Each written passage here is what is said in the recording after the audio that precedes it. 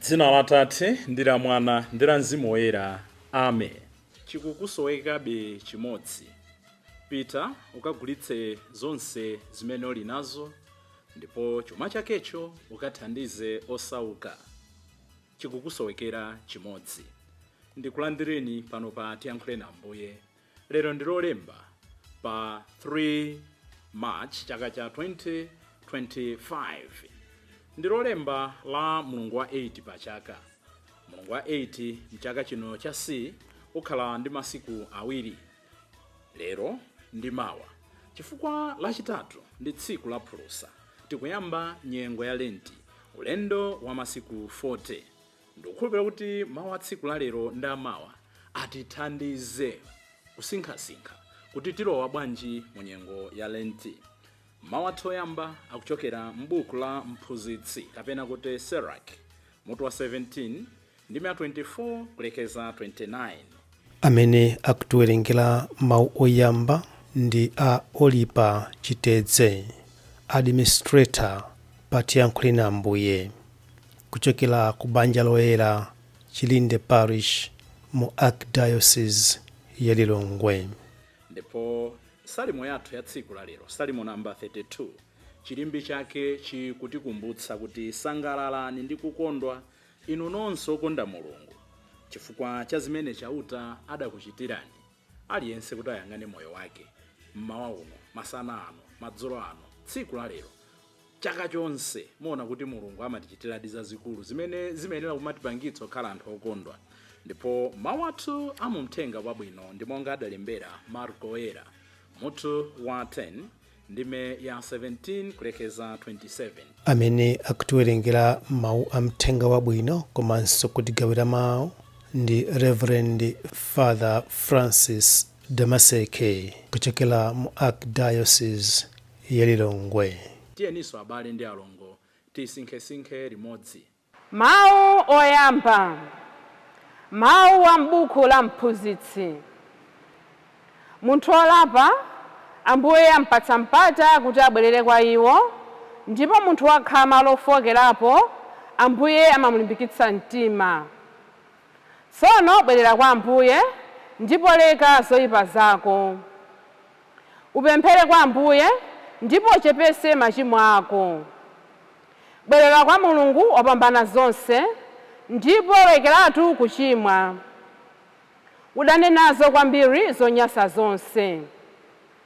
Tingatamande bwanji Mulungu wopambana zonse pamene tili m'manda?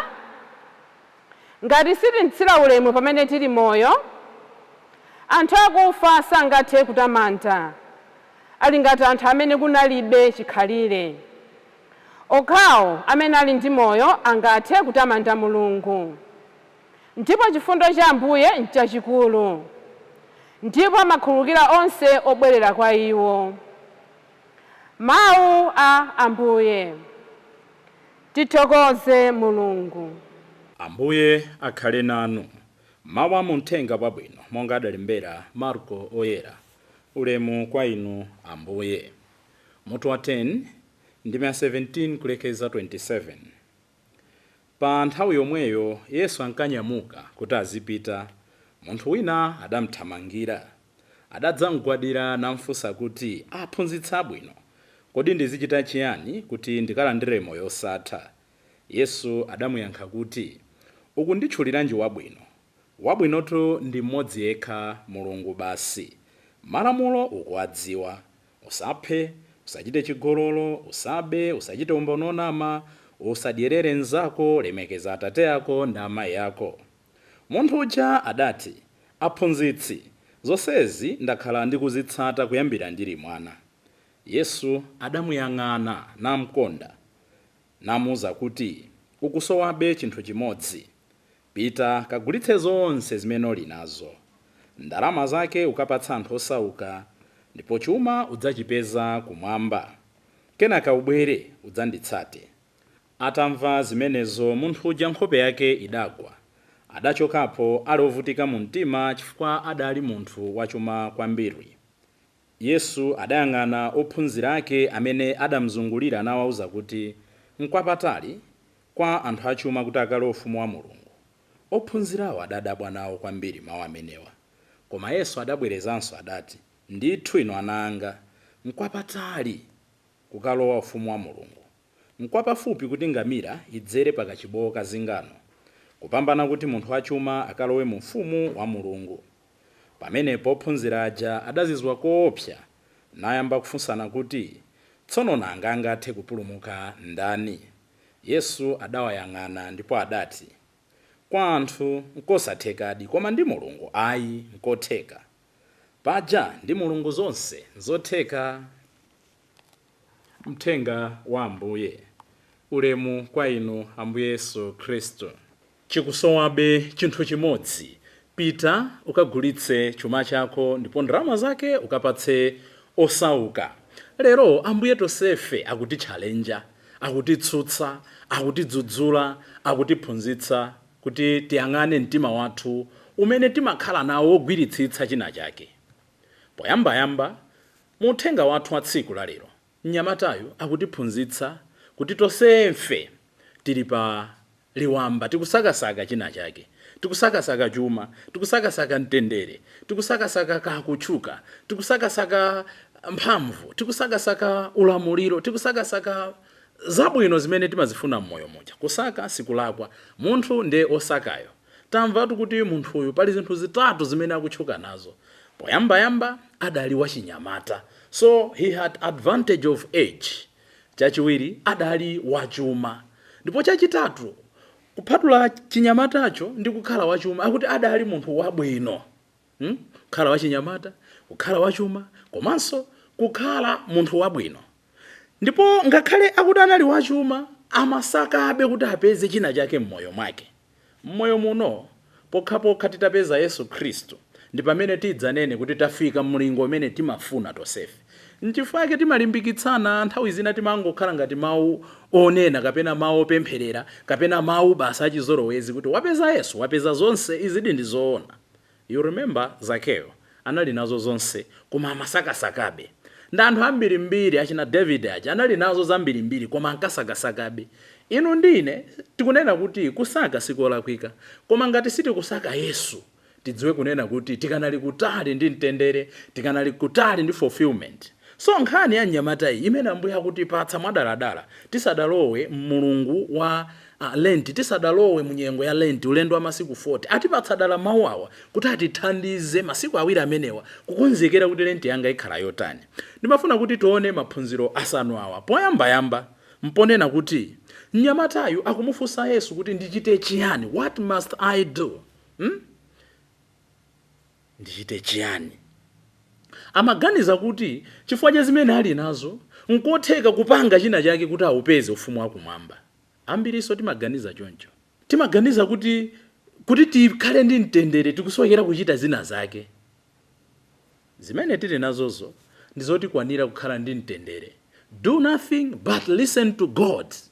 Ambiri sitimamvera Yesu. Ndiye timaganiza kuti zimene timapangazo mu nsembe mwangamu, mu sister mwanu, kama mu bishop mwanu, kama mu president mwanu, kama mu MP wanu, kama mu ufumu wanu, kama mbanja mwanu, timaganiza kuti zimene tikuthamanga ndi zimene zitipatse mtendere, ndi zimene zitipatse madalitso.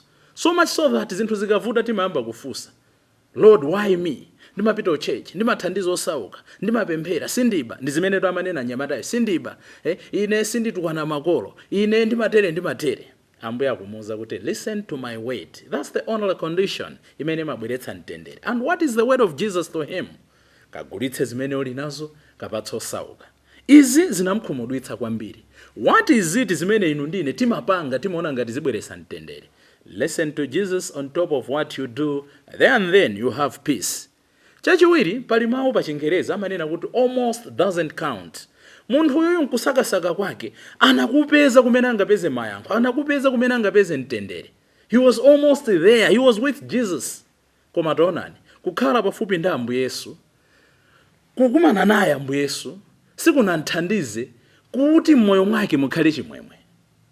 Ambiri tili mu scenario ngati yomweyi. We are almost there. Ineyo ngati wansembe every day mass. Ineyo mkhristu wa Katolika, kan Khristu wa mpingo wanji. Every day ena timapita ku church. Every Sunday timapita. We are almost there. Koma funso lonena kuti kodi Yesu akatiyankhula. Yesu amene tidakumana naye pa ubatizoyo. Yesu amene ena timachita obwekera. Ndalandira Yesu kuti akhale mbuye ndi mpulumutsi wa moyo wanga. Yesu amene ujayo akakuyankhulani. Do you do something? This man was almost there. Koma taonani zotsatira zake, he ended empty-handed. He ended up with nothing. Ambiri mwina chilandireni chikhristu, chilandireni usembe, chilandireni usisteri, chiloweni mbanja, chipezereni maudindo siyana mu mpingo. We are only almost there, but tilibe Yesu, tilibe mtendere ndi madalitso amene Yesuyo amapereka. Chachitatu nchonena kuti munthu uyu amaona ngati amamudziwa Yesu. N'chifukwa chake pofika paja amati aphunzitsa bwino ndichite chani. Akuti Yesu adamuyang'ana. Mwina mbali ina akumumvera chisoni kuti sakudziwa chimene akunena. Aphunzitsa bwino. Kusonyeza kuti iyeyo akamuona Ambuye Yesu samaona mwa Mulungu, amangoona aphunzitsa bwino kuti ndi mphunzitsi wodziwa zinthu si Mulungu. Nde Ambuye Yesu implicitly mwa njira ina akumufunsa ngati amamudziwa. Aphunzitsa bwino ndi akunena kuti ukunditchuliranji wabwino. Wabwino ndi mmodzi yekha, ndi Mulungu yekha. Tisayiwale kuti Yesu ndiye Mulunguyo. So akumuonetsa kuti iweyo sumamudziwa Mulungu. Ambiri Mulungu sitimamudziwa. So Jesus is asking him kuti aone ngati damamudziwa. Akumufunsa mwa njira ina kuti in your life, am I number one? In your life, do you know me? If you know me, listen to me. Ambiri timaona ngati Mulungu timamudziwa chifukwa timamutchula mayina osiyana-siyana. Timamutchula aphunzitsa abwino. Oh my God, oh my Jesus, my Yahweh, my Jehovah, my Jireh, my Rapha, my Mekadishkam, mayina onse timamutchula. But do we know God? To know God is to do like he does. Iyeyo amatani, iyeyo amakhululuka. Iyeyo amatani, iyeyo amathandiza osauka. Iyeyo amatani, iyeyo amamvetsera Atate. Iyeyo amatani, iyeyo ndi m'busa wabwino. Iyeyo amatani, iyeyo amathandiza anthu amene akudwala. As long as our faith ndiyongoyimba, as long as our faith ndiyongonena, Ambuye Yesu akunena kuti chikutitsalira chimodzi. Tikagulitse zonse zimene tili nazo, ndipo chuma chake tikapatse amphawi. Ndipo mfundo yathu yachinayi tanena kuti ndi zinthu 5 mwa zina zimene mawu akutiphunzitsa. Tikuona kuti mnyamatayo chimene anachigwiritsitsa, Ambuye Yesu amanena kuti kumene kuli chuma chako mtima wako umakhala konko. Mtima wake adayika pa chuma chija. Nde mmene Ambuye amanena kuti ukagulitse chuma chake, amafuna kuti mmoyo mwake tsopano mukhale empty. Mmoyo mwake asakhale ndi mtima wakaligwiritsa, timatero attachment. So amafuna aphunzire detachment. Ngati pali chinthu china chikuononga moyo, kandi kundale, kandi ku business, kaya ndi kuzimu, kaya ndi umutumiki, kaya ndi mbanja, pali ponse kandi maubale, ndi kantima kokhala ndi ma attachments. Ambuye Yesu akunena kuti nyengo imene tikulowa tiphunzire bambwerizera amati kulepa, kukhala ngati kugonjera zinthu zina. Uyu Mulungu wake, mtima wake anayika pa chuma. Nkutheka enafe chuma chathu ndi phone.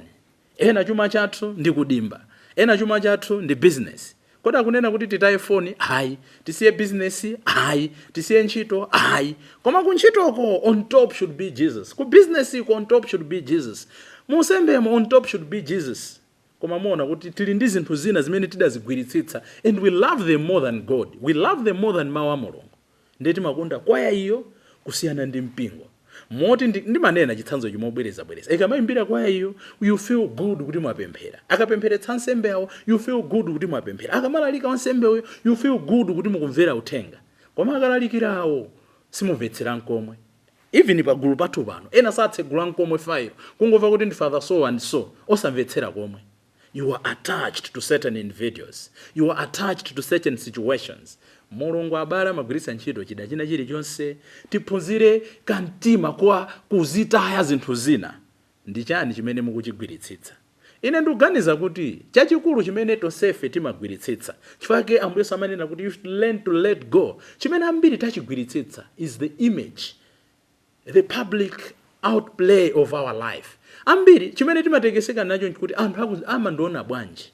Ndechina chilichonse chimene chimapanga radiate and evolve around that. Kuti anthu akundiona bwanji. Chifukwa chake ndikuyenera ndichene. So tagwiritsitsa image yathu. Anthu andione kuti ndinozitsata, anthu andione kuti ndinochena, anthu andione kuti ndimatha, anthu andione kuti ndinobeba, anthu andione kuti ndinotere. Chimene chija chikutipangitsa kuti tinthu tina timene tikuona ngati titipangitsa kuti tioneke ngati ifeyo tisatitaye.